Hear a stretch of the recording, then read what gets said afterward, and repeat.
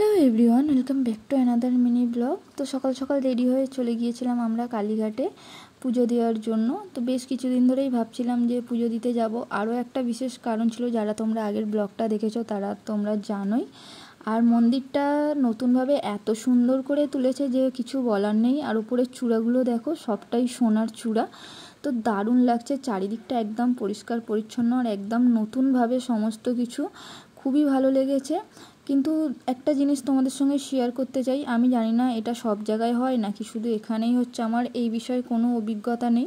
আর আমি এটাও বলছি না যে সবাই সমান, কিন্তু তোমরা যখনই পুজো দিতে যাবে তোমরা এই পান্ডাদের চক্করে একদম পড়বে না। ওরা তোমাদের ধরে টানাটানি করবে, কিন্তু তোমরা যাবেই না। তোমরা নিজেদের মতো প্রসাদ কিনবে, যা মাকে দেওয়ার তোমাদের ইচ্ছা সবটা নিজেরা কিনে তোমরা গিয়ে তারপরে মাকে পুজো দেবে, ফুল থেকে শুরু করে সমস্ত কিছু।